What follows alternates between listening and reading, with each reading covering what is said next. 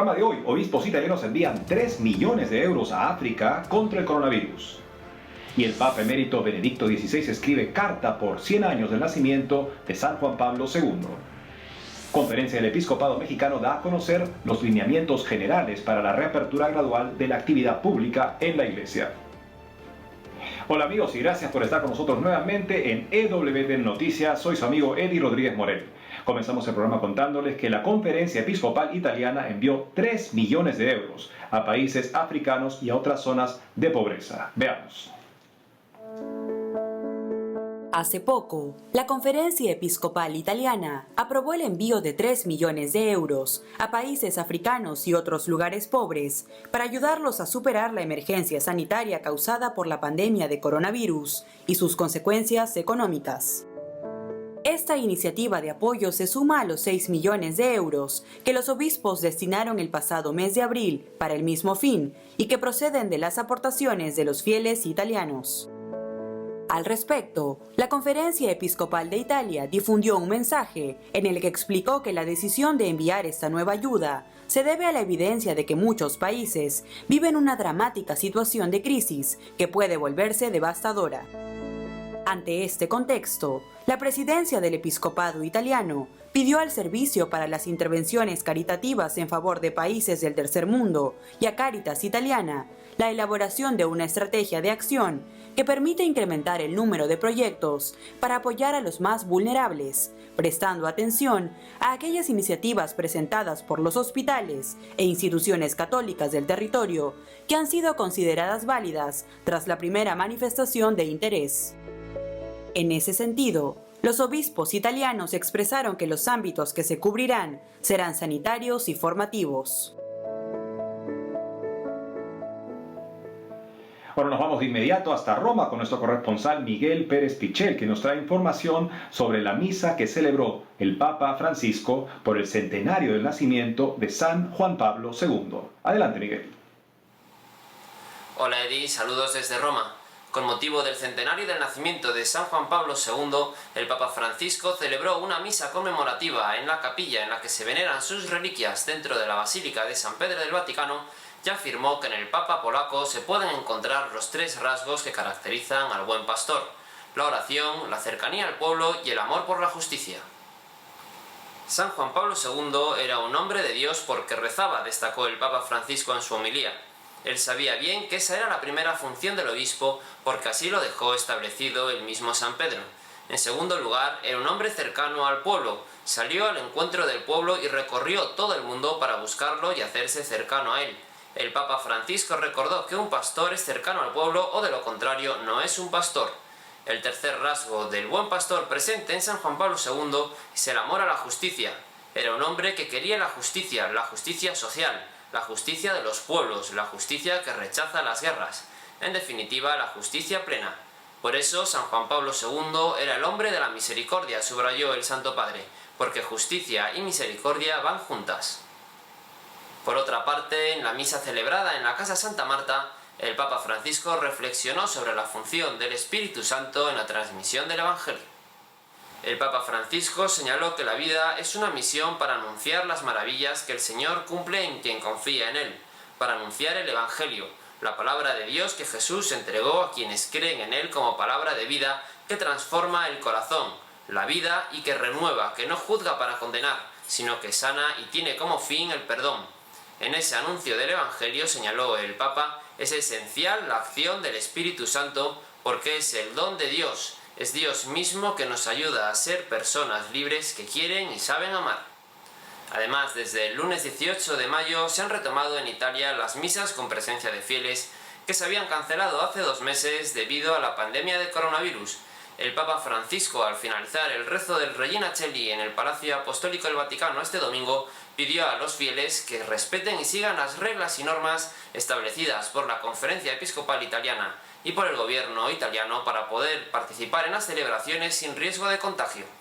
Informó desde Roma para EWTN Noticias Miguel Pérez Pichel. Por otro lado, para conmemorar también los 100 años del nacimiento de San Juan Pablo II, el Papa emérito Benedicto XVI escribió una carta en la que resaltó la humildad del Papa peregrino. Hace poco, el Papa emérito Benedicto XVI escribió una carta por los 100 años del nacimiento de San Juan Pablo II, en la que expresó que el Papa peregrino se nos presenta como el Padre que nos deja ver la misericordia y bondad de Dios. Como se recuerda, Benedicto XVI tuvo una relación estrecha con San Juan Pablo II, de quien fue prefecto de la Congregación para la Doctrina de la Fe entre 1981 y 2005 como cardenal Ratzinger. En ese sentido, en su carta escrita originalmente en alemán, el Papa emérito hace recuento de la vida de su predecesor, poniendo especial énfasis en el amor que éste tenía por la divina misericordia y en el llamado que le hizo a todo el pueblo de Dios a no tener miedo y abrirle las puertas a Cristo cuando éste recién había sido elegido pontífice. Además, el Papa alemán expresó en la misiva que en un momento en que la Iglesia sufre una vez más la aflicción del mal, recordar la vida de San Juan Pablo II es un signo de esperanza y confianza. En esa línea, Benedicto XVI afirmó que el Papa polaco viajó por el mundo en 104 grandes viajes pastorales, proclamando el Evangelio con gran alegría y con el ímpetu de defender a Cristo. Asimismo, contó que escribió 14 encíclicas que expusieron completamente la fe de la Iglesia Católica y su doctrina humana. Finalmente, destacó la alegría y humildad que caracteriza siempre a San Juan Pablo II.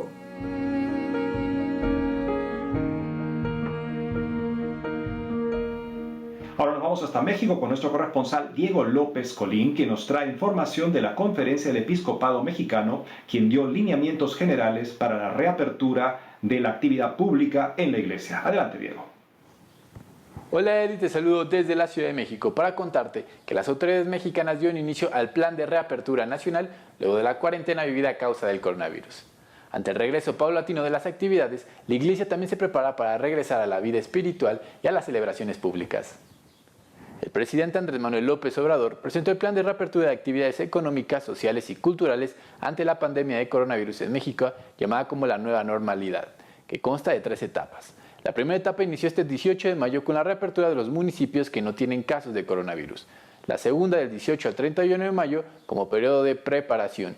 Y la tercera el 1 de junio con el término del confinamiento. En este contexto, la Iglesia se adecúa para emprender la nueva normalidad en la vida parroquial de la Iglesia, las cuales solo podrán abrir tomando en cuenta las disposiciones de la Secretaría de Salud. La Conferencia del Episcopado Mexicano dio a conocer los lineamientos generales para la reapertura gradual de los espacios físicos de la vida eclesial, sobre todo en el aspecto sacramental, observando puntualmente las medidas de higiene y sanitización. Los obispos de cada diócesis determinarán el momento en que los fieles podrán asistir a las iglesias para las celebraciones eucarísticas dominicales y feriales en grupos pequeños y moderados de acuerdo a los espacios de la iglesia, guardando debidamente el distanciamiento social y observando todas las medidas preventivas. Las diócesis y las parroquias dispondrán prudentemente según la propia situación del lugar. En otra noticia les comento que la Arquidiócesis de México, junto a Prometeo Health Group y la Red Médica, pusieron en marcha el programa Llamada COVID-19, el cual dará asistencia médica y espiritual a quienes lo soliciten. A través de esta plataforma, un grupo de aproximadamente 70 médicos y 50 sacerdotes otorgarán consejo de lunes a domingo a las personas que llamen. La Iglesia Católica en México expuso que uno de los objetivos de este proyecto en la parte médica es evitar en lo posible la sobresaturación de la infraestructura hospitalaria y dar certidumbre a la población atendida para su toma de decisiones. En la página www.redmedica.com se contacta uno de los 70 médicos, el cual determina si los síntomas son serios o no y de inmediato aconseja las acciones que se deben realizar. El segundo servicio es el que ofrecerán los 50 sacerdotes dados de alta en el sistema de videollamadas en caso de que una persona necesite un consejo espiritual. Y para finalizar, les informo que 59 países, de los cuales México está incluido, firmaron una declaración conjunta para promover, entre otras cosas, la esterilización, la anticoncepción y el aborto. Esto bajo el argumento de la protección de la salud y los derechos reproductivos con perspectiva de género durante la crisis del COVID-19.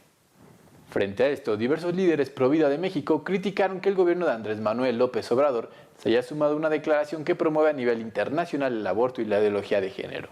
En entrevista con Así Presa, Juan Carlos Leal, conocido diputado estatal pro vida del estado de Nuevo León, calificó de lamentable que el régimen de López Obrador se haya sumado a esta declaración conjunta cuando hay cosas más importantes como proveer de insumos suficientes al personal médico que está atendiendo esta enfermedad. Por su parte, El líder del Frente Nacional por la Familia, Rodrigo Iván Cortés, dijo estar impresionado de que se esté aprovechando esta situación tan lamentable como la que estamos viviendo para promover la ideología de género en vez de apoyar a las familias. Eddie, esta es toda la información que tengo desde Ciudad de México. Te mando un fuerte abrazo hasta tu casa. Reportó para EWTN Noticias, Diego López.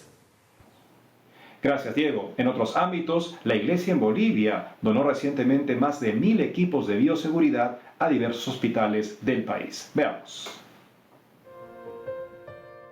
Hace poco, la Iglesia en Bolivia entregó más de 1.000 equipos de bioseguridad, entre trajes e insumos, a diversos hospitales del país, con el fin de contribuir en el desempeño del personal de salud ante la pandemia del coronavirus. Según se informó, la donación fue distribuida desde la parroquia Jesús Obrero tras la bendición que realizó el padre José Fuentes, secretario general adjunto de la Conferencia Episcopal Boliviana. En esta línea, el padre Fuentes expresó que los obispos de la nación quieren colaborar en este momento tan difícil por la amenaza de esta enfermedad y sobre todo para que el personal médico esté seguro, no se contagie y pueda realizar su labor de servicio. Por otro lado, uno de los primeros destinos que recibió la ayuda fue el Vicariato Apostólico de Pando, donde llegaron 40 equipos de bioseguridad que fueron posteriormente enviados a los hospitales de las localidades de Cobija, Guayara Merín y Riberalta. En respuesta al apoyo, el obispo del lugar, Monseñor Eugenio Cotter, agradeció a las personas que se mueven de forma solidaria, tanto las parroquias como los voluntarios y aquellos donantes que participan en la adquisición del material. Asimismo, expresó que estos gestos de ayuda denotan la fraternidad que existe en medio de la lucha contra el COVID-19. Amigos, tenemos que hacer una pausa, pero al volver, en Argentina inauguran casa de aislamiento y contención preventiva para personas vulnerables. Además, Iglesia de Cúcuta, en la frontera de Colombia con Venezuela, lleva la imagen de la Virgen de Fátima por las calles de la ciudad. Ya regresamos con más información en EWTN Noticias.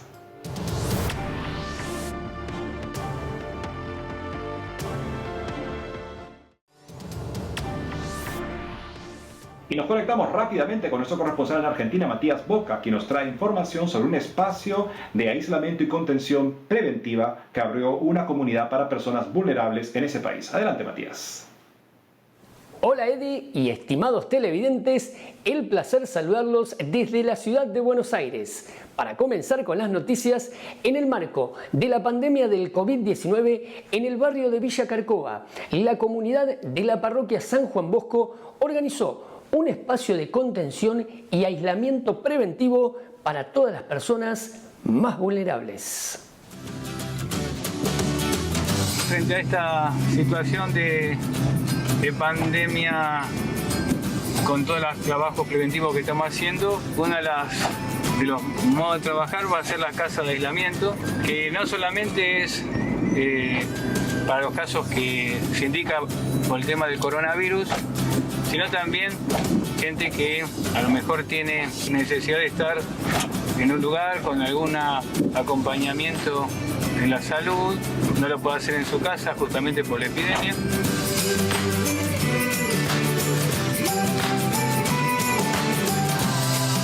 Teniendo en cuenta el marco de esta pandemia que estamos viviendo, los curas villeros, de los cuales formo parte junto con el padre Pepe, y nos hemos organizado para que este sea un espacio de contención, sobre todo para las personas vulnerables, los abuelos. Es un espacio de aislamiento, de contención preventiva.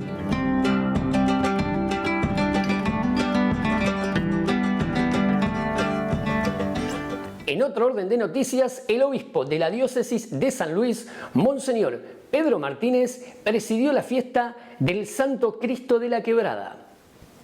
El obispo sanluiseño pidió que en este tiempo de cuarentena se dedique un momento a seguir a Jesús, que hoy nos quiere decir: levántate y camina hacia la patria eterna. Jesús nos ama, Cristo resucitó y es por eso que hay que levantarse. Que este tiempo de cuarentena nos haga estar de pie con dignidad, que llevemos con esfuerzo estos momentos difíciles. San Luis tiene esa costumbre, vivamos con esperanza, agregó el prelado. Al finalizar la misa, Monseñor Martínez dio la bendición desde la puerta del santuario a los fieles de San Luis y de otros lugares para recordarles que Cristo crucificado no los olvida. Para finalizar con las noticias, ante la pandemia del coronavirus, Cáritas Argentina lanzó una red de voluntariado joven. Desde la institución invitan a otros jóvenes a sumarse a esta red de voluntariado para ser parte de las acciones que están desarrollando en el marco de la pandemia en ámbitos eclesiales y comunitarios. Cáritas quiere seguir animando, potenciando y coordinando la caridad organizada.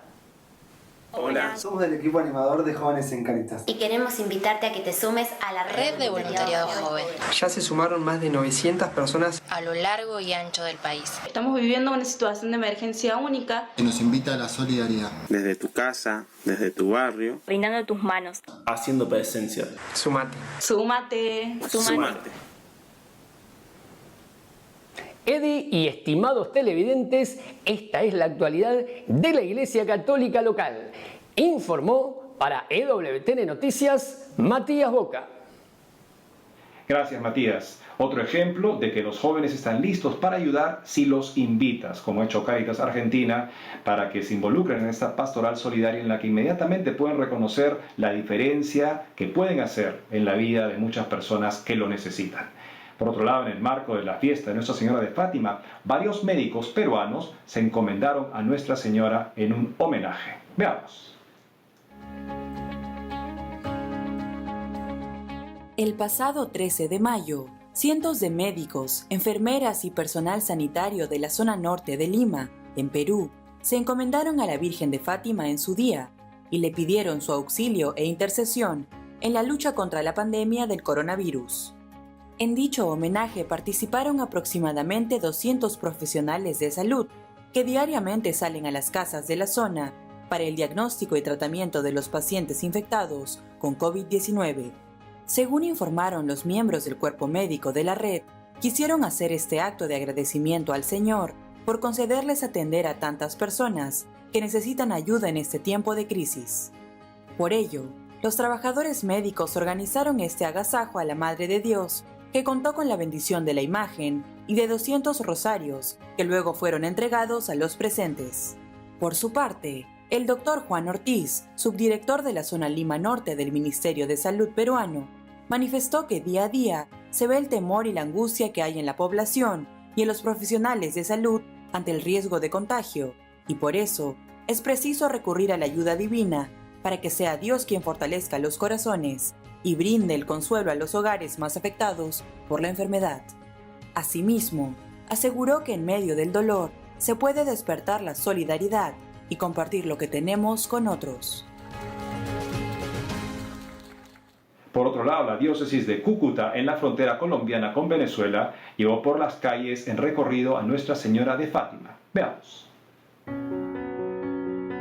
Hace unos días, bajo la coordinación de la diócesis de Cúcuta en Colombia y acompañada del cuerpo de bomberos voluntarios, la imagen de la Virgen de Fátima recorrió las calles del centro de la ciudad como un signo de esperanza para todas las familias de la nación que no pueden salir de sus hogares debido al aislamiento preventivo obligatorio dispuesto en el país para prevenir contagios por el COVID-19.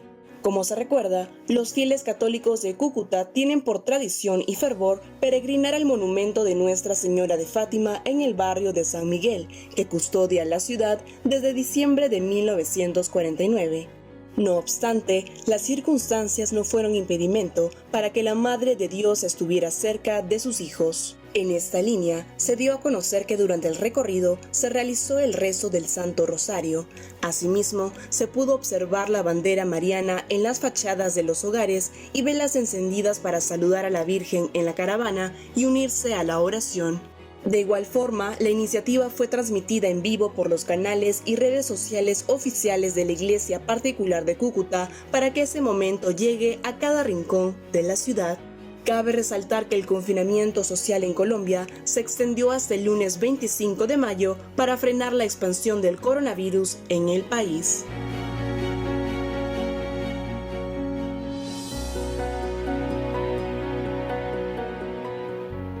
Ahora Ahora nos vamos hasta Ecuador para conversar con Monseñor Luis Cabrera, vicepresidente de la Conferencia Episcopal y arzobispo de Guayaquil, quien nos hablará del reciente protocolo que se reveló para la reapertura de los templos y el acceso a los sacramentos una vez pasada la cuarentena en el país. Monseñor Cabrera, bienvenido a EWTN Noticias. Muchísimas gracias. Siempre es una alegría poder conversar con ustedes. Monseñor, primero que todo, ¿cómo ve la situación actual ante la pandemia en Ecuador? Bueno, yo podría de una manera muy sintética decir que hay como dos sentimientos muy profundos de nosotros, el temor y la esperanza. El temor de que haya una segunda o tercera ola de contagios y que pueda causar pues todo el dolor y el sufrimiento que se ha vivido. Hay ese temor. Pero por otro lado también hay la esperanza de poder salir, encontrarse ya con las personas queridas y de una manera muy especial trabajar, porque junto con la crisis sanitaria vivimos una crisis económica muy fuerte y no es posible continuar en esa situación. Entonces vivimos este ambiente, ¿no? Como digo, de temor, de esperanza, lógicamente tratando de que todos los protocolos pues nos ayuden a proteger la vida, que es el don más precioso que tenemos. En ese sentido, ¿nos podría comentar cómo es el protocolo que se va a usar para la reapertura de los templos en Ecuador? Bueno, nosotros primero hemos elaborado el protocolo para la reapertura de templos con el asesoramiento de personas técnicas y también de especialistas en materia de salud. Este protocolo ha sido ya presentado al COE, que se llama, para que sea analizado y avalado. Nosotros en el protocolo seguimos las mismas orientaciones que el Gobierno Nacional ha señalado, y que es la semaforización. Nos guiamos por el color del semáforo, rojo, amarillo y verde. Y de acuerdo con el color, entonces hemos puesto algunas de las actividades. Por ejemplo, en el color rojo, las personas ya podían entrar para orar y confesarse. En el color amarillo, las personas podrían recibir la comunión fuera de la Eucaristía. Y cuando llegue el color verde, solamente ahí comenzaremos a celebrar las Eucaristías con muy pocas personas y siempre ajustándonos a las normas de seguridad que nos han ofrecido. Ese es el proceso más o menos. Y una vez que se estabilice, entonces pensaríamos ya en las reuniones o encuentros de grupos, por ejemplo la catequesis o convivencias y todo lo demás. De una manera muy sencilla, muy clara y precisa, entonces ese es nuestro protocolo. Lógicamente que entre las medidas principales nosotros pues nos hemos acogido a lo que la ciencia nos dice. Por ejemplo, el distanciamiento social, el uso permanente de la mascarilla, el lavado de manos y lógicamente internamente en los templos también tendríamos que ajustarnos a esas normativas, además de otras indicaciones que son propias de la liturgia. Finalmente, Monseñor, ¿cómo continúa ayudando la Iglesia, particularmente en Guayaquil, que ha sido una zona muy golpeada por esta crisis sanitaria? Bueno, nosotros como Iglesia hemos tenido muy claro dos líneas que llamamos de la espiritualidad y la solidaridad. La espiritualidad nos ha ayudado a estar cerca de la gente a través de las Eucaristías, de mensajes, a través también del acompañamiento psicológico y espiritual. Por supuesto, a través de estos medios denominados virtuales, las redes sociales. Y tenemos la red de solidaridad. Nosotros contamos aquí en la Arquidiócesis de Guayaquil con un banco de alimentos Diaconía y nos hemos unido a otras entidades estatales y sociales para llevar adelante lo que denominamos un programa Unidos Alimentamos a Más Personas. Entonces, a través de este programa hemos llegado con kits alimenticios a muchísimas familias ubicadas en los sectores más desprotegidos, la línea de la alimentación. También seguiremos apoyando con la línea de la medicina. Nosotros tenemos aquí una red de dispensarios médicos, hemos estado con el telemedicina, también atendiendo a personas no necesariamente contagiadas de COVID-19, sino de otras enfermedades, por ejemplo cardiovasculares, diabetes. Y luego también hemos ofrecido otro tipo de servicios, por ejemplo los ataúdes para las personas de escasos recursos, ¿no? De tal manera que la espiritualidad y la solidaridad para nosotros son como las dos caras de una misma moneda. Con nuestro lenguaje, el amor a Dios y el amor al prójimo son inseparables. Entonces, por eso hablamos de espiritualidad y solidaridad. Monseñor Cabrera, muchas gracias por habernos acompañado en EWTN Noticias. Cuenta con nuestras oraciones para la querida nación de Ecuador. Muchísimas gracias a ustedes y tenemos que levantarnos y salir adelante poniendo mucha esperanza, porque además nosotros no estamos solos. Junto con la ciencia, que nos da todas las orientaciones, tenemos la fe en ese Padre misericordioso, ese Padre que no nos abandona y que ha enviado a Jesucristo, su Hijo, que sigue caminando en las calles y se sigue manifestando en los médicos, en las enfermeras y en tanta gente bondadosa y generosa que comparte el pan con nosotros. Gracias a ustedes. Un abrazo.